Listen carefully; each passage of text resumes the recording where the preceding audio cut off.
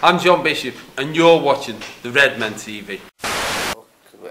Hello, welcome to the Redmen TV. It's the Uncensored Match Build Up show ahead of what could arguably be Liverpool's biggest game in the last quarter of a century against Manchester City at Anfield on Sunday. I have with me Chris Pajak, John Mitchin and the illustrious David Gill.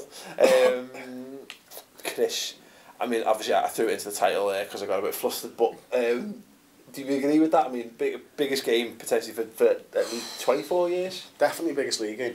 Definitely biggest league game. Is it as big as Istanbul? For me, yes, I think it is.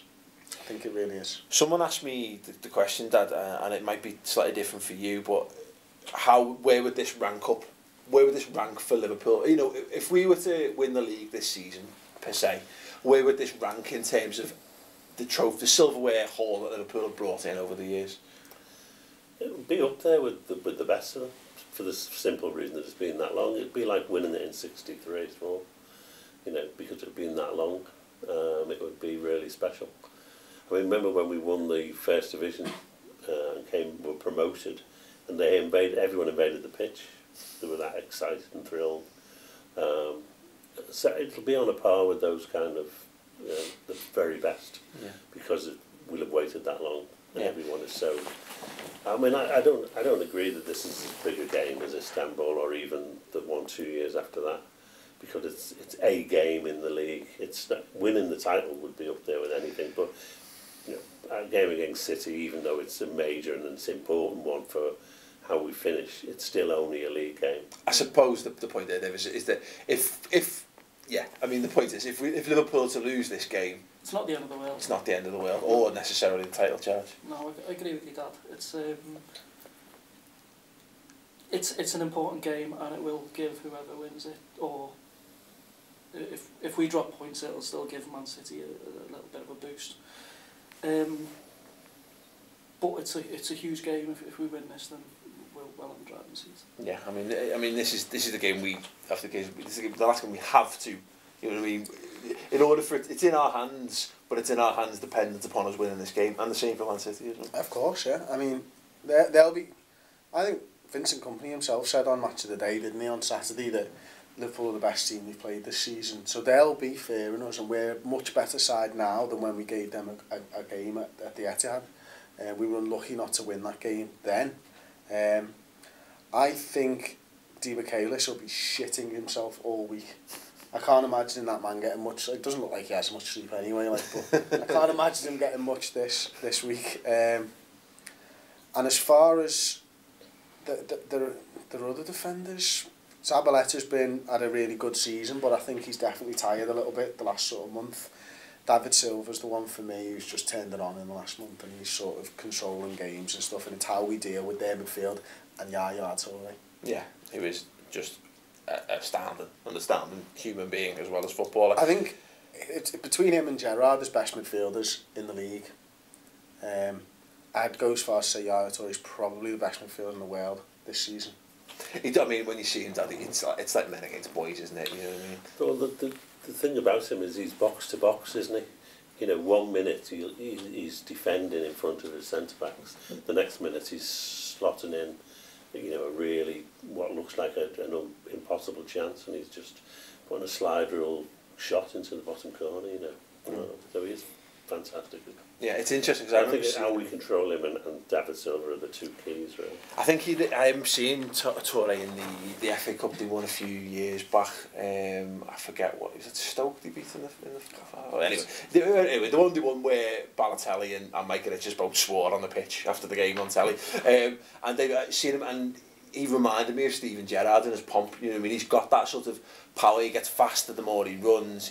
People just bounce off him. He's so direct. Got a great shot. It seems pretty handy from set pieces as well. Have you seen his stats on the set pieces? Frightening, aren't they? Fucking hell. He's scored 10 out of 12 set pieces this season. Yeah. He's 6 of which are penalties, which means he's scored 4 out of 6 free kicks. Why isn't that man taking every free kick? Maybe that's why. David Silva also probably a great standard. Yeah.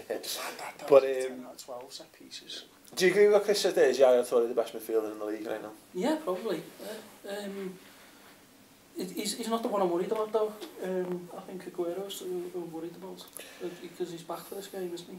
Potentially. And I know he's been out for a while, but he's the type of person to come in and straight away make an impact. He does as well. He does because he's been out a couple of times this season and he's always on the ball the first game back, isn't he? Okay, trivia question time. Oh, okay, Liverpool's biggest trouncing of Man City is this the right question? Yeah. Was a 6-0 drubbing at Anfield back in 1995. 4 players who featured in that match went on to play for City, amassing 244 appearances between them. Can you name all 4? And for an extra pat on the back, City's highest win against us was also 6-0 in 1935, this time at Main Road. Which player on the score sheet that day was purchased by the Reds exactly 6 months to the day later and went on to make 121 appearances for the club? 2 questions in one. Yeah, well, it seemed like the same question, both 6-0 drubbings. Extra value. The answer's not the same. But the answer's not the same. Extra value from your trivia this week. So yeah, Liverpool's biggest win over Man City was 6-0 back at Anfield in 1995. 4 players in that match went on to play for City. Can you name all 4? And then also they beat us 6-0 in 1935. Who was the player who we then signed 6 months later, who made 122 appearances for Liverpool? Answer at the end of the show. Chris, yes. How excited are you for this game of football? Very excited. 10. 10. There is no scale. There is no scale. Just the number. Just 10. I'm buzzing for this, and the beauty of it is, of course, is we've done the Reds News Roundup show this week on the website, which is, as described last week, has become a sort of counselling session to get us through this title charge. And we were talking about the idea of nerves and how we're coping with it and all that. So check that out if you want to see it in more greater detail on the redmentv.com, which is free for a month. Anyway, now that I've tangented nicely into basically losing my train of thought, we were talking about this notion of getting excited and building up for games and whatever, and basically we're filming this on the Monday night before the game, so confidence is high. Yes. We're all feeling great after getting through West Ham. I mean, I can't see me having this level of confidence come kick-off on Sunday. No, I don't know. I've been alright the last couple of games. The last 3 games, I think, I've been pretty confident. And it might be down to the ale. I'm not bothered. If it's the ale sound, I'm going to keep drinking. But I don't know. I see it's got all the hallmarks almost of a great game of football, hasn't it? They're going to come and they're going to try and beat us by a few goals and really sort of put a dent in our title challenge. It's probably going to be 0-0. It's interesting because they don't actually need to beat us, do they? No. A draw would do them. But Pellegrini's come out and said he doesn't believe that playing for a draw is a sensible thing to do. As we discovered in the past. To come out and try and win, which would make it a really good game. Yeah. You know, but it's one of those games, and we haven't had them for donkey's years, where it really is important. The whole season can hinge on, you know, how well you do or how poorly you do in this game. So when was the last time we had a 6-pointer? Well, yeah. So we've used that label plenty of times, haven't we? But like, does it get any more 6-pointing? 6-pointer. Yeah, 6-pointish than this. No, I mean, David, it's phenomenal, isn't it? I mean, I think I'm gonna be ill before kick off, but it's brilliant. It's just nice to be in it, isn't it? It's not just nice, it's incredible, isn't it, to be involved at this stage of a season and to go up against a team, you know, with that kind of, you know, the wealth of talent they've got available to them. They're going to come and try and play brilliant attacking football, I think, and we're going to match them. Yeah, I don't think there's any pressure on us either, because I think there's probably a bit of pressure, but as the whole season goes, we've got nothing to lose. Yeah. I think you're right. We expected to fight for Champions League if we were lucky. Yeah. I think we need to remember that, though. I think that's an important thing to remember ahead of this game, because we've talked about this off camera, actually, you know, that I think we'd all kind of say, if we end up finishing second this season, I think every Liverpool fan would be like, you know what, yeah, I wouldn't be that disappointed, but you know what, I would be devastated. You know what I mean? I would still be devastated. Like, I'll be devastated, right, but I'll still be happy. Yeah. That's the difference. Ago, we were really talking about, oh well, it's a bit of a dream winning the league, or why shouldn't we dream? Now we're not dreaming, we're thinking it's a serious possibility. Yeah. Therefore, you'll be disappointed. You know, whereas a month ago, we would have been happy with second. Yeah. You know, or 6 weeks ago, certainly. Yeah, there's a big question, and we were talking about this on the Reds News Roundup show. I'm interested to know if there's any Man City fans watching this. What is the feeling amongst yourselves? Because what we were talking about Liverpool fans, and the feeling in the city and the feeling at Anfield. You know, we're talking about this sort of groundswell movement, this tangible feeling that we're there, we're in it, we're going to fight for it. I mean, the post-match roar after Spurs, like the Anfield, like. Just it was primal. It was like this release of tension. Like it was phenomenal. It was a guttural scream, wasn't it? And it was. But I'm dying to know if you're a City fan, what's the feeling like? What's the feeling like at Eastlands? Are you getting the same vibe? Because in that respect, if you're feeling the same way that we're feeling, it is very much, and it's my favourite expression, the irresistible force versus the immovable object, isn't it? You've got two teams playing brilliant, free-flowing, attacking football, scoring loads of goals with rabid fan bases behind them who are convinced that they're going to win the title. And just what happens when they collide at Anfield? I mean, Man City crumble is what's going to happen. I feel like I should be writing the copy for Sky Sports advert for this game. Like, but Man City fans, what are you feeling? Are you feeling confident ahead of this game? Liverpool fans, more importantly, of course. What are you feeling? Are you buzzing about this? I mean, obviously, we've got a few days to go before the game kicks off. I imagine that will change, as I say, the build up to kick off. On that, every game this weekend's been pushed back by 7 minutes, hasn't it? So the Liverpool game kicks off at 37 minutes past 1, and this is as a mark of respect for obviously the people who lost their lives at Hillsborough, which I just think is, I mean, that you talk, 25 years on. We've done this a few times, obviously, in the last year or so, since all the revelations have finally come out and the admissions of guilt, etc., etc. I mean, I can't fathom a world that we're in where 25, even though it's albeit 25 years on, that the entire league calendar gets changed as this mark of respect.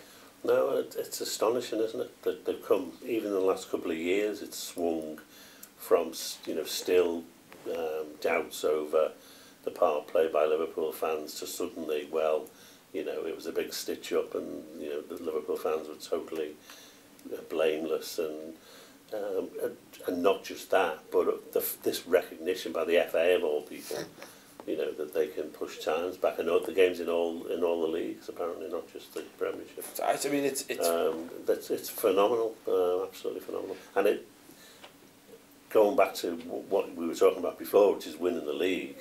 What a season to win the league if we finally get inquests which come out with the right verdicts, at this time. Well, and this is what I'm talking about, Dave, about this groundswell movement. It's not just in football. There's a real feeling that the city of Liverpool. We were talking last week on the Friday football show about Everton coming up the hill as well in football, and it feels like there's been a massive, palpable feeling of relief around the city around obviously the truth coming out around Hillsborough and stuff. It does feel like Merseyside, Liverpool's turned the corner. Yeah, it's Greg Dyke came out a couple of weeks ago, didn't he? And he admitted, he basically apologised for the FA's involvement. Putting us into football grounds without safety certificates for years on. And I think they've kind of got off lightly over the years. Oh, fucking egg, yeah. Soz for putting you into unsafe death traps for years. Even since it's come to light, it's been South Yorkshire Police and it's been the ambulance services and that, but the focus hasn't been on the FA and But it's great for me because I think obviously Liverpool haven't had to play games on the date of Hillsborough, but we always have our fixtures moved, and there was a point even going back a couple of years where they had like Alan Davis basically fucking made a complete cock of himself by saying that it was a disgrace that their fixture should be moved and not ours, blah blah blah. It was the FA Cup, wasn't it? I think it was that. And still some of that on Twitter, isn't there? Some there today of someone saying, why is it? Rogers has said something about we'll do this for the 96 or whatever, something along those lines, and someone tweeted, why is it always come back to the Hillsborough with these people, Just astonishing the lack of insight into what's going on with all the recent revelations, Because some people don't read the news and stuff, do they? And that's why I think what the FA have done this time is actually give people food for thought. Yeah, because they'll actually think... In that respect, yeah. Well, I've seen the question being asked, I've seen loads of people, I think you said to me the other week, like, why is it's an odd kick-off time? Why is that? Because it hasn't been, I don't think it's been widely broadcast up to the point. I think coming up to this game, you'll hear loads more about it, of course. Like, but I've seen loads of people on social media saying, is there a misprint? Why is this going like this? And it just creates discussion, doesn't it? You know what I mean? And once people, oh, all right, yeah, fair play. I think it's a great move. I think to be perfectly honest, it doesn't exonerate the FA in any way, shape or form. But as far as gestures go, that's a pretty, you know, quite a sweeping and quite a large one, all told. Anyway, let's get back to the football. I mean, we've talked about Sergio Aguero basically giving us the fear. I mean, he's something else. He's probably, I mean, if he played more games this season, I think undoubtedly he'd be the best pure centre forward in the league. I think. Anyone? Yeah, I think with the wealth of talent behind him as well, the way that he links up with those sort of attacking midfielders, his runs are so intelligent. He's lightning quick, and his finishing is deadly. Yeah, he sort of, in some respects, he reminds me a little bit of Suarez in that he's got such great talent, great feet. I think what he maybe lacks in that trickiness that Suarez has got, you know, the pace he's got. You know what I mean? If Luis Suarez had Sergio Aguero's pace, there'd be no doubt in anyone's mind that he was the best player in the world. Yeah. You know? Yeah. Let us know your thoughts on that. Is Sergio Aguero the man who's going to be keeping you up at night between now and kick-off? Let us know. Do you know what though? Zeko's been playing really well, hasn't he, the last sort of month? I think he was a bit hit and miss at the weekend though, wasn't he? He's always been a little bit like that, you know. Yeah. He's a great header of the ball. I think he generally misses a chance a game, a good chance a game, but he's one of those sort of instinctive strikers as well. He is a good finisher. And yeah, they've got dangerous players, and there's no doubt about it. I mean, I take hope, and I'm sure the players do too, from the fact that we did play so well at the Etihad when we really were very unlucky to lose that game. And I'm sure we'll cause them a lot of problems. Yeah. You know, the pace we've got will give their defence a lot of trouble. Okay, Dave, question for you. After the West Ham game last weekend, does Mamadou Sakho deserve to keep his place if Danny Agger's fit? Yeah, just because of the meritocracy that they've got going. I think if you just pull him out, and it's probably a bit harsh on Agger, but it's a case of how does anyone break in if you don't get that chance? It's not like he hasn't taken that. I think he took his opportunity well. He hasn't done anything wrong, has he? No, definitely. Anyone? I've got to disagree with Dave and myself last week. Because I actually said exactly what you'd said last week. But I think Danny Agger and Skate were playing so well together that I think he's got to come back in. And I think, I might be wrong, but he seems a little bit quicker, Danny Agger, than Sakho. And I'd rather, I don't know, I'm not sure about that. I mean, I think I'd go back to Agger simply because he's only been out for one game. If he'd been out for 3 or 4, then I'd say to myself, if Sakho's played well in those 3 or 4, leave him in. But if it's just a one-off, then I think getting back to the settled centre pair has done us really well over the last couple of months, and therefore go back to it. I think on that point, on Sakho, I think I do disagree. I think on his pace, I think he's faster than Agger. It's hard, of course, because you're playing West Ham, who were never going to trouble us in behind. We're never going to test our defensive pace in any way, shape or form. The question is, of course, if Aguero's a problem there, isn't he? Because he's got so much pace. How do you cope with that? If we play a high line, they could give us problems. But equally, you know, Negredo and Zeko are there, who are going to give us problems aerially. You know, how do we combat? Do we look to win the first ball, limit any knockdowns to Aguero and what have you? That's, you know, so that would be my justification for the inclusion of Sakho. But you know, I could go either way, and I think I would suggest going with Dave's point out. That's what I would agree with. I can't see Brendan Rodgers. He doesn't seem like the type. He hasn't seemed to me to be the type of manager who would pull Sakho after that performance. If you'd agree, let me know. If you disagree, let me know. One thing I do think we're going to see is the diamond again from the start against City. Alan, if he's fit, or Lucas? I think Alan if he's fit. Ooh. Yeah, I think Alan if he's fit. But again, Lucas I wouldn't be displeased. We only had a half, remember, and he has been out for a long time. But he had a very good half. Yeah, but you're talking 45 minutes of football going into the biggest game of the season. Yeah. It's not enough, I don't think. Yeah, no, it is an interesting one. It's good to see. I mean, we've got options. Lo and behold. Well, absolutely right. I mean, we haven't really had a lot of options over the years. I mean, suddenly, I don't know. I mean, I think because we're at home, we'll play an attacking formation, hopefully. But there must be a temptation that we're playing City, so why don't we play two at the back? Well, it's a big decision for Rodgers to make, isn't it, Dave? I think as many minimal changes as possible. Yeah. You know, As many minimal. As many minimal changes. The most least changes you can possibly make, please. No, I agree with a level of stability, but there's a big issue there, and this is where we're going to see what Brendan Rodgers is made of. I think because we've been singing his praises on the show, particularly the last 6 months. He's been phenomenal. The press is starting to come up with his tactical genius and all this, which again I didn't think we'd have been saying sort of 15 months ago. But how attacking does he go against Man City? Because there must be that nagging fear at the back of your mind that goes, if we go all out here, it's Man City. What if they just blow us away? They actually look Yeah. vulnerable, though, City at the back, to be honest. I mean, maybe not. People haven't been scoring lots of goals against them, but they should have done. Yeah. You know, Southampton, they got past them 2 or 3 times in the first half and didn't take their chances. And we're actually the better side in the first half. You know. So I think if we do go at them, we will create chances and we'll score goals. And maybe it's time we decided to have a shootout to see which is the most prolific attack in the game. Well, this goes back to it. I'm just dead excited.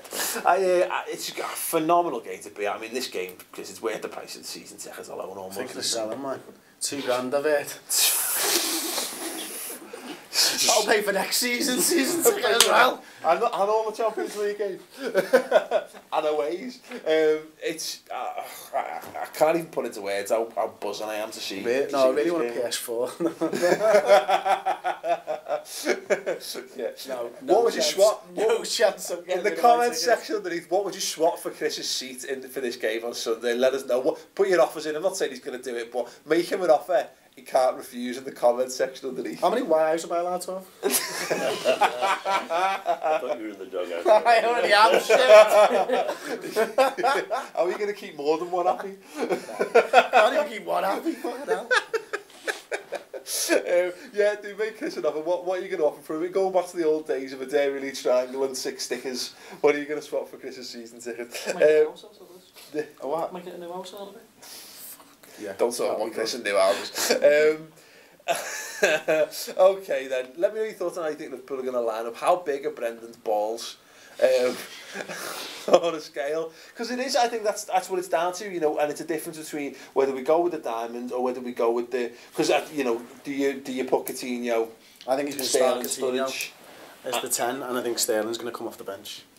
And to be perfectly honest, I fully agree with that, because as we've seen a few times recently, having someone like Sterling on the bench is a game changer, isn't he? But in that game at the Etihad, it was Sterling who ripped them apart in the first half of that game. But imagine him coming on with half an hour to go. 3-0 down. Well, yeah.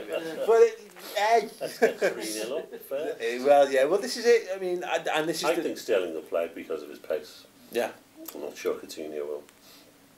I think it'll be the same starting 11 as against West Ham. Chris?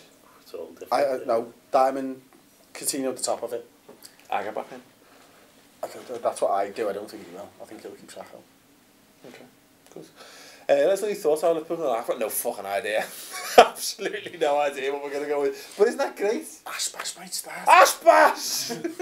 No! Hey, look, we've been laughing. He could well score the goal that wins us the title, and he'll be that sort of hero. And it's all You've got as much chance of running on the pitch and sticking it in, I reckon, from your seat. You're almost as close as him to the pitch. Mate, if Brendan pointed at me, mate, I'd have my shorts on underneath my trackie. I'd be ready to go. Hey, Jack, it's you. You're on. Yes! Okay, let's look at your line of predictions. Score predictions then, David. What do you think it's going to be? I think we're going to expect like a high scoring game, but in contrast to that, I think it's going to be like 2-0. 2-0. You might only get. Sorry. I was hoping Sturridge might score a hat-trick against his old club. And, well, I think, He does have a tendency to turn it on against his former sides. But I think I will go for 2-0. Of course. Of course. Wow. You're not going to like what I'm going to say. Why? 4-0. Gerrard hat-trick. Well, I think Dean Four McKaylis is going to give 2 penalties Four away. penalties. 2 penalties. As I said the other day, can you win the league title on penalties? yeah. There you go. 5-4.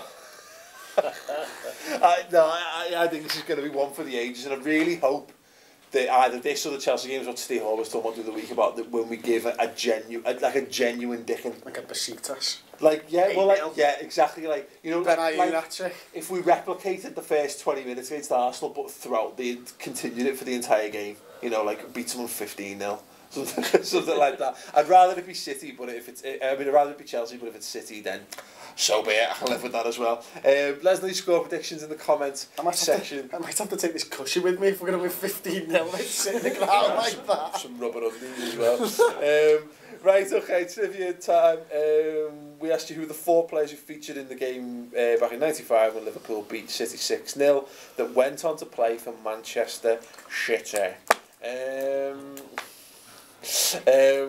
Anyone throw some answers out? Not you, Dave, you wrote it. David James, is he one? David James. Chris, have a drink, have a think. No. None? No, none at all. No, none. We shall. Robbie Fowler. Yay! Didier Man. Who was? Oh, he wasn't there. No. Fowler. Who was there with Robbie Fowler at the same time? European Cup winner, but not with Liverpool. Macher? Steve McMahon. There you go, correct. And the last one, no chance. I'd forgotten he played for these as well. We signed him from Wolves, did we? I think so, yeah. Records, I think it was what? It was a quite a Full-back. no winger, left winger, Irish. Mark Kennedy. Mark Kennedy, correct. Yeah, anyone under the age of like 25 is going to be like that fucking, and rightly so. He was quick as fuck, that Mark Kennedy. Had a great left foot. Garbage. Great left-footed shot. He was garbage. And the second part of the answer was when Liverpool were beaten 6-0 by City back in 1935, if you all remember that game vividly. I don't remember that. I remember that about as well as the West Ham game. Which player? Which player was on the score sheet that day that was bought by the Reds exactly 6 months to the day later and went on to make 122 appearances at the club? Far more famous for his involvement. Far more famous for his involvement with the club up the other end of the M62. John Baker. I've just picked 2 names there. But Sir Matt Busby. Busby, right. There you go. Good questions, Dave. Tip top. Good work. None of that rhyming shit this week. Anyway, thanks very much for watching. If you're watching this on YouTube, go and give the video a big thumbs up right now. Do it. We'll wait. We will. no, we will. We will. Seriously, do it. Do it now. Thank you. And you. And don't forget to share it on Google Plus, on Twitter, on Facebook as well. And if you haven't already subscribed, click the subscribe button and do just that. And then if you want to watch more Redmen goodness, stick around, watch some more. If you want to watch more in-depth analysis, if you want to join our Title Challenges Anonymous support group, not so anonymous, go to redmentv.com, watch the Reds News Roundup. We'll be guiding you through holding your hand and wiping your fevered brow from the sweat that's forming as Liverpool's title challenge mounts. Can we fill on-field yet with our subscribers on YouTube? Yes. Wow. Congratulations, us. Thanks very much for watching. Thanks very much for subscribing. Go and check out the redmentv.com. What have you got to lose? £2 a month, Paul. Nothing. Is the question, because it's free. Fuck it out. I've been dying to do that for weeks. Chris off marketing. Yeah, go and check it out, and then it's only £2 a month. If you don't like it, you can cancel it and get on with your life. Fair fucks. Right, yeah, thanks very much for watching the shows this week, and fucking bring on City. Ta-ra. Oh, mate, got your Red Bull? Stay awake, stay awake. Stay awake. And we're all ready for kickoff here at Old Trafford.